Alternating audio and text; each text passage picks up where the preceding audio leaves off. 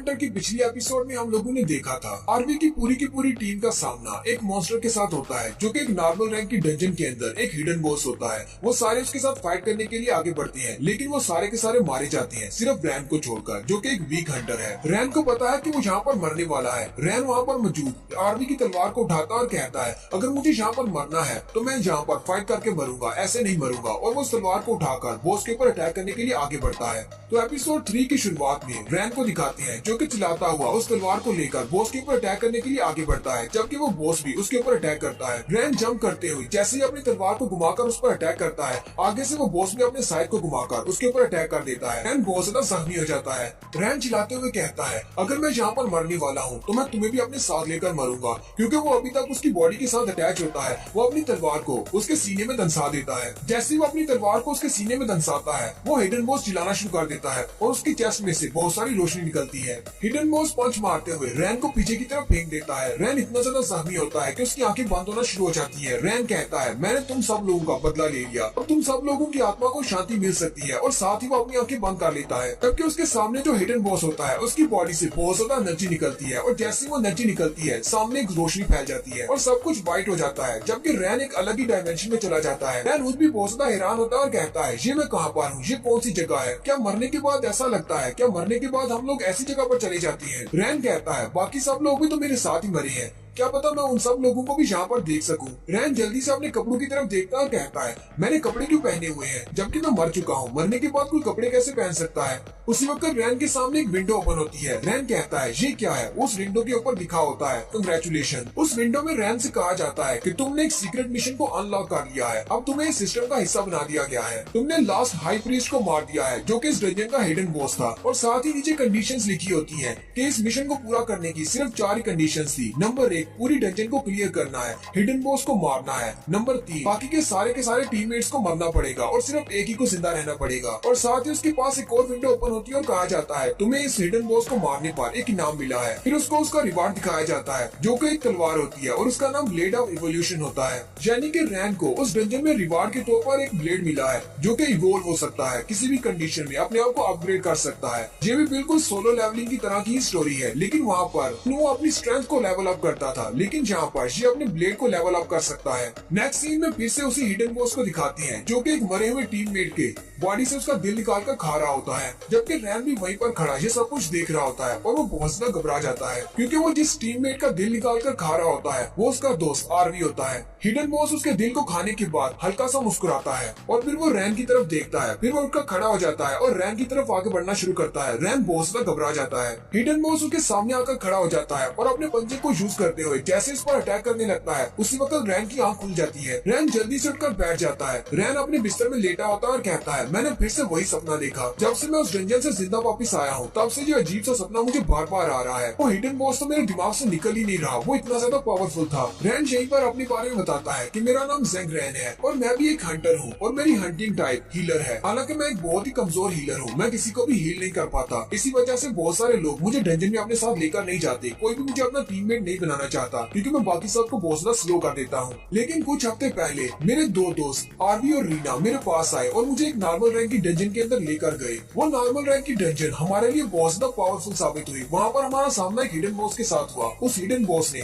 मेरे सारे साथियों को मार डाला। आरवी और रीना भी मारे गए, सिर्फ मैं ही वहाँ पर जिंदा बचा। रैन कहता है, हालांकि आरवी के गिल्ड वालों ने इन्वेस्टिगेशन को रोक दिया है, वो मजीद इस मसले को इन्वेस्टिगेट नहीं कर रहे और मुझे छोड़ दिया गया है, लेकिन फिर भी लोगों ने बातें बनाना शुरू कर दी है। वो सब मुझे कर्स्ड हीलर कहते हैं। एक तो पहले मैं वीक था, अब वो लोग मुझे श्रापित भी कहते हैं और कोई भी मेरे साथ काम नहीं करना चाहता। वो सारे लोग मुझे श्रापित कहते हैं। उनके कहने का मतलब है कि मुझे अकेले ही डंजन में जाना चाहिए, कोई भी मेरे साथ अपनी टीम नहीं बनाना चाहता। रैन उठकर अपने फ्रिज में देखता है तो उसके पास ज्यादा खाना नहीं बचा होता। रैन के पास पानी की भी सिर्फ एक ही बॉटल होती है। रैन कहता है, मेरे पास तो सिर्फ एक ही पानी की बॉटल बची है, लगता है कि मुझे मार्केट में जाकर नई पानी की बॉटल खरीदना पड़ेगी। वो उस बॉटल को भी निकाल लेता है और उसमें बचा हुआ पानी पी लेता है। फिर वो अपने रूम की तरफ देखता है। पूरा रूम बहुत ज्यादा गंदा होता है क्योंकि उसने पिछले कुछ महीनों से रूम की सफाई नहीं की। जब से वो डंजन से वापस आया है तो सिर्फ अपने कमरे में ही होता है और सारा दिन सोया रहता है। रैन कहता है चलो फिर मार्केट चलते हैं और कुछ शॉपिंग करके लाते हैं। रैन अपना कोट उठाता है और अपनी हुड पहन लेता है और कहता है इसको पहनना बहुत ज्यादा जरूरी है ताकि लोग मुझे देख ना सके, क्योंकि अगर किसी ने मुझे पहचान लिया तो वो सारी बातें करना शुरू कर देंगे। रैन अपना कोट पहनने के बाद अपने अपार्टमेंट से बाहर चला जाता है और सीधा सुपरमार्केट में जाता है। रैन जैसे उस स्टोर में जाकर अपने लिए कुछ चीजें खरीद रहा होता है, वहीं पर कुछ लोग खड़े होते हैं, शायद वो भी हंटर्स होती हैं। वो बातें कर रही होती है, क्या तुमने सुना है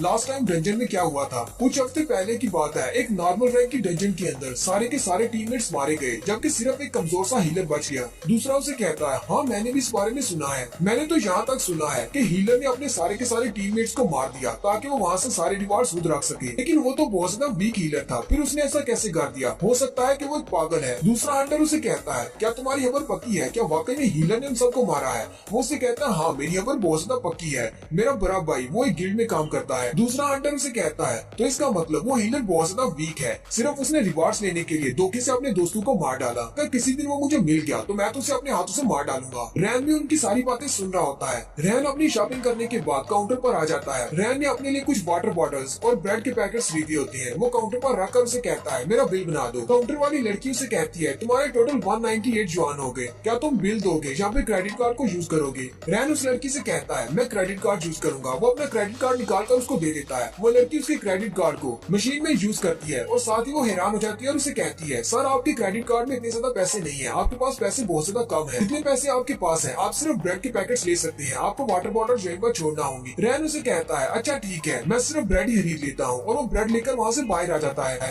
रैन मार्केट से बाहर आने के बाद कहता है पिछले कुछ हफ्तों के बाद मैं पहली बार अपने रूम से बाहर निकला हूँ। रैन काफी ज्यादा उदास होता है और कहता है अब जबकि सभी लोगों को पता चल चुका है मैं एक श्रापित हीलर हूँ, कोई भी मुझे अपनी टीम में नहीं लेगा। मुझे पैसे कमाने के लिए कोई और काम करना होगा क्योंकि मेरे पास पहले से कोई टीम नहीं है और अब तो मेरे पास दोस्त भी नहीं बचे। आरवी और रीना दोनों ही मारे जा चुके हैं। रैन वहाँ से आगे चलना शुरू करता है और थोड़ी देर सोचने के बाद कहता है अब मैं क्या करूँ? वो कहता है अब मेरे पास सिर्फ एक ही रास्ता बचा है, मैं एक डंजन के अंदर जा सकता हूँ जहाँ पर हम लोग अकेले भी जा सकते हैं। वो चलते हुए एक डंजन के गेट के सामने जाकर रुकता है। रैन कहता है इस डंजन को नॉविस डंजन कहते हैं, इसके अंदर हम लोग अकेले भी जा सकते हैं। ये आम लोगों के लिए एक डंजन है, बहुत ही कमजोर हंटर्स के लिए जो कि इस डंजन के अंदर जाकर प्रैक्टिस कर सकते हैं। रैन कहता है अब क्योंकि ये इंसानों की बनाई हुई एक डंजन है जो कि सिर्फ प्रैक्टिस के लिए है, इसलिए इसका डिफिकल्टी लेवल 0 है, यानी कि यहाँ पर ज्यादा पावरफुल मॉन्स्टर्स नहीं होते, आप लोग आसानी से उनको मार सकते हैं। रही बात पैसों की, तो इस डंजन को क्लियर करने पर आपको बहुत ही थोड़े से पैसे मिलते हैं, लेकिन मेरे लिए काफी है, गुजारा करने के लिए काफी होंगे। रैन कहता है वैसे ये डंजन मेरे लायक तो नहीं है, लेकिन फिर भी अब मेरे पास और कोई ऑप्शन नहीं बचा, मैं किसी और बड़ी डंजन में नहीं जा सकता, मुझे इसी डंजन में जाना होगा क्योंकि मैं नहरें नहीं कर सकता, मेरे पास पैसे नहीं है, मुझे कुछ पैसे कमाने के लिए ये करना ही पड़ेगा वरना मैं भूख से मर जाऊंगा।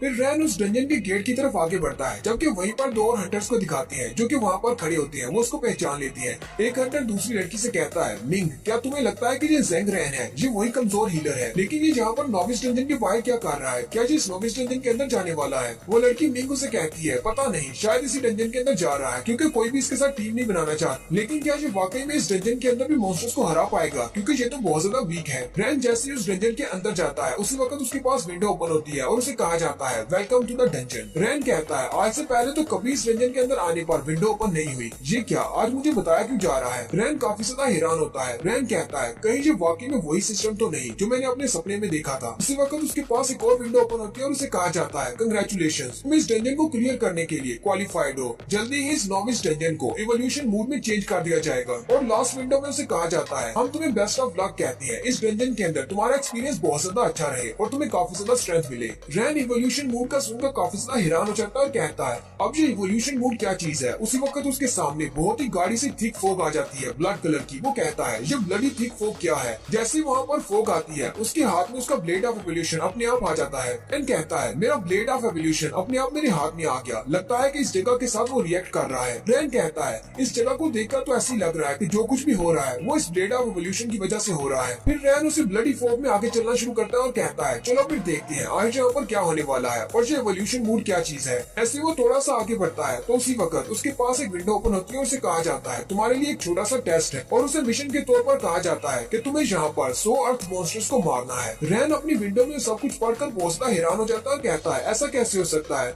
नोविस डंजन के अंदर इतने ज्यादा अर्थ एलिमेंटल मॉन्स्टर्स कहाँ से आ सकते हैं? मुझे तो लगा था मुझे सिर्फ 3 को मारना है, आज यहाँ पर इतने ज्यादा ज्यादा मॉन्स्टर्स कहाँ से आ सकते हैं। और साथ ही वो देखता है कि वहाँ पर जो ब्लडी फॉग होती है वो भी गायब हो जाती है। उसी वक्त जमीन के अंदर से एक मॉन्स्टर अपना पंजा बाहर निकालता है। रैन कहता है ये क्या है, जमीन के अंदर से क्या निकल रहा है। और उसके देखते ही देखते उसके आसपास बहुत सारे इसी तरह के मॉन्स्टर्स निकलना शुरू हो जाते हैं, क्योंकि ये अर्थ मॉन्स्टर्स हैं, वो अर्थ के नीचे से निकलते हैं। एक बड़ा सा अर्थ मॉन्स्टर जिसकी पूरी बॉडी के ऊपर स्टोन्स लगे होते हैं वो उसके सामने आकर खड़ा हो जाता है और अपने हाथों को ऊपर की तरफ उठाकर रैन के ऊपर अटैक करने के लिए रेडी होता है। रैन उस मॉन्स्टर की तरफ देखता है और कहता है ये मॉन्स्टर इतने बड़े कैसे हो गए। इस नॉविस डंजन के अंदर तो मॉन्स्टर जो है वो बहुत ज्यादा वीक होते हैं और बहुत ही छोटे होते हैं, क्योंकि इसका डिफिकल्टी लेवल 0 है। ये मॉन्स्टर इतना बड़ा कैसे हो गया है। और साथ ही वो अर्थ मॉन्स्टर उसके ऊपर अटैक कर देता है। रैन जल्दी से पीछे की तरफ जंप करता है और कहता है मॉन्स्टर की तो अटैक पावर भी बहुत ज्यादा बढ़ चुकी है। ये डंजन इवोल्यूशन मोड में चली गई है। अब समझ आए कि इवोल्यूशन मोड का मतलब क्या था। इस बड़े से मॉन्स्टर को देखकर लगता तो नहीं कि जो मिशन इतना ज्यादा आसान होने वाला है, क्योंकि ये तो सिर्फ एक है, मुझे पूरे 100 को मारना है।